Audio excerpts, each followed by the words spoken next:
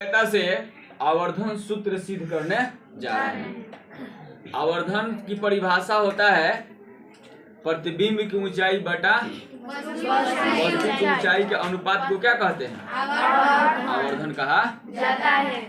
तो अवतल दर्पण की सहायता से हम ये दर्पण सूत्र से आवर्धन सूत्र सिद्ध करेंगे। तो सबसे पहले एक अवतल दर्पण बनाया जिसका नाम दिया है MN।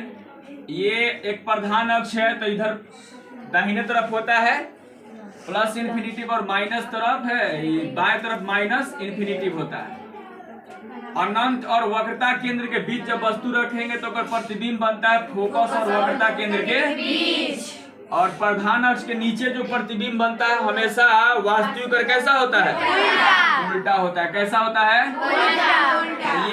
ये जो A ऊपर है, ऊपर कहाँ आ गया है? नीचे, और B यहाँ पे है, ठीक है ना। और यहाँ से एक किरण जाके दर्पण से टकरा रही है, दर्पण से टकराने के बाद कहाँ से गुजर रही है? फिर एक और किरण है जो यहाँ जाके ध्रुव से टकरा के यहाँ से घूम रही है, तो यहाँ से गुजर रही है, ठीक है ना। अब यहाँ पे एक कोण बना है जिसका नाम है ये आपतन कोण, और यहाँ टकरा के जो इधर किरण गई है, कौन सा कोण बनाई है? अब इसका नियम होता है कि आपतन कोण हमेशा परावर्तन कोण के बराबर होता है। अब यहाँ पे हम विशेष प्रतिज्ञा में लिखेंगे कि माना कि MN एक अवतल दर्पण है जिसका ध्रुव P है, फोकस A, वक्रता केंद्र C तथा AB एक वस्तु है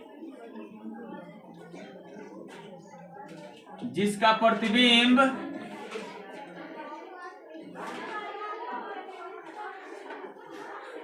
B' है।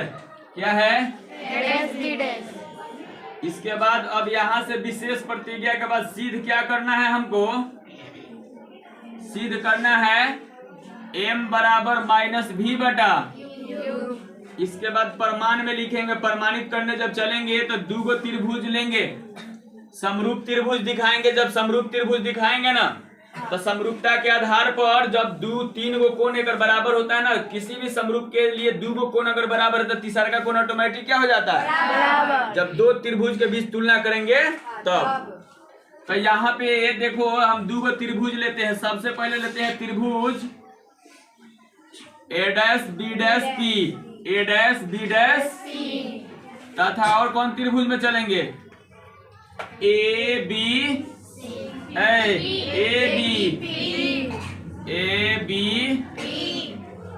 तो ABP में चलेंगे तो यहाँ पे कितना का कोण बना है?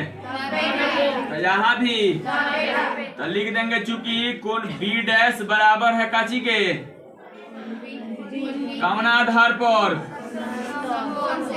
समकोण से। समझ में आ रहा है? जब ये 90 है तो ये भी क्या है? 90। तो कोण 90 से दोनों बराबर है। अब एक और है कोण, एकरा के नाम देंगे, एक R जोन कोण है किसके बराबर है? I के बराबर है ना। तो यहाँ लिख दो कोण I बराबर कोण R। अच्छा, ऐसे भी लिख सकते हैं APB A', यूं में लिख सकते हैं। लेकिन डायरेक्ट यहाँ पर R और I दोनों कोण आपस में बराबर है। कौन नियम से? परावर्तन के नियम से। तो जौना त्रिभुज में दो गो कोण बराबर हो जाता है, तीसरा कोण ऑटोमेटिक क्या होता है? तो जब तीसरा कोण बराबर हो जाएगा तो एंगल से त्रिभुज A', B', P तथा नहीं समरूप का चिन्ह है। ये किसका चिन्ह है? समरूप का। किसके बराबर है? समरूप है, तो ABP के। तो जब समरूप हो गया ना, तो कोण बराबर हो गया तो त्रिभुज कैसा हो गया? समरूप हो गया। तो ओकरा भुजा के अनुपात करेंगे। भुजा के अनुपात को क्या करेंगे? बराबर किया जाएगा। तो अब देखो यहाँ पे अगर A', B' P में देखोगी ना, तो ये हमारा लंब है। क्या है? लंब। तो इसमें का लंब क्या है? AB। तो लंब बटा लंब बटा लंब। अगर नहीं समझ में आ रहा है ना तो यहाँ दो गो त्रिभुज बनाते हैं हम एगो। ओकर भुजा समानुपाती के बराबर होगा। है मान लो ए डैश बी डैश पी है, ये है ए बी, तो ये लंब है तो इसका भी लंब ये है, तो इसके भुजा का अनुपात इसके बराबर करेंगे। तो ए डैश बटा ए डैश बी डैश बटा क्या हो गया। और जब आधार को लीजिएगा तो इसमें भी किसको लीजिएगा, आधार। तो आधार बटा आधार। तो लंब बटा लंब, आधार बटा आधार। इसके पहले जब हम सिद्ध कराए थे ना दर्पण सूत्र, उसमें यही कहानी बताए थे, लेकिन आप लोग को कौन समझाए ना जी। आप लोग को समझाने के लिए कहाँ जाना पड़ेगा, आकाश में। हाँ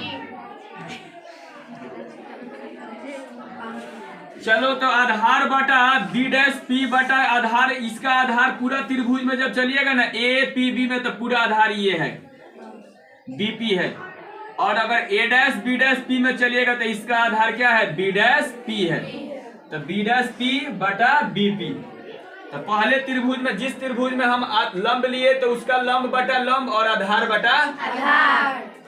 अब चलो यहाँ पे अगर तुमसे कोई पूछे कि ए डैश बी डैश किसका मान है, ये किसकी ऊंचाई है, ये तो प्रतिबिंब की ऊंचाई को क्या चीज से सूचित करते हैं, एच डैश से।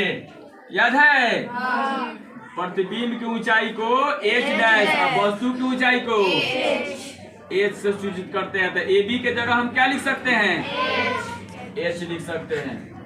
बी डैश पी, यहाँ बी डैश और पी किसका मान है, बताओ किसका मान है, बी डैश पी, ये भी है ना, वो प्रतिबिंब है ना है। तो प्रतिबिंब, इसका प्रतिबिंब यहाँ बना है, तो ये क्या बता रहा है कि यहाँ दर्पण से कितना दूर है। तो प्रतिबिंब के दूरी को भी से सूचित किया जाता है, काची के। अब वस्तु दूरी को, वस्तु दूरी को, अब प्रतिबिंब दूरी को, वस्तु दूरी हो गया बीपी। एच डैश बटा एच किसका मान होता है, एच डैश बटा एच जो होता है ना, प्रतिबिंब की ऊंचाई बटा वस्तु की ऊंचाई के अनुपात को आवर्धन कहा जाता है। आवर्धन को एम से सूचित किया जाता है, किससे, एम से। लेकिन इसके पहले हम चिन्ह परिपाटी देखेंगे। क्या देखेंगे, चिन्ह परिपाटी। इधर x प्लस होता है, इधर x का होता है, इधर y प्लस होता है, नीचे y का होता है। तो प्रधान अक्ष के नीचे जो बनेगा तो माइनस में, ऊपर जाएगा तो दाहिने तरफ, प्लस में बाएं तरफ माइनस। तो यहाँ पे h डैश प्रधान अक्ष के नीचे है कि ऊपर है, नीचे। तो नीचे है तो इकाची में होगा। ये h जो है प्रधान अक्ष के ऊपर है कि नीचे है, तो इकाची में होगा, प्लस है ना। इसके बाद यहाँ पे वस्तु दूरी, प्रतिबिंब दूरी है, ए डैश बी डैश कहाँ, दर्पण से प्रतिबिंब दूरी है ना। तो यहाँ से मुख्य ध्रुव से बाएं तरफ जो भी वस्तु जाता है सबका होता है, तब भी माइनस हो जाएगा और यू भी का हो जाएगा, माइनस हो जाएगा। माइनस है, माइनस का हो गया। तो इसका फॉर्मूला बताओ क्या होता है, एच डैश बटा एच का एम होता है, इकाची में है। अब भी बटा माइनस उधर चल जाएगा, इधर से माइनस कहाँ चल जाएगा, तो माइनस भी बटा।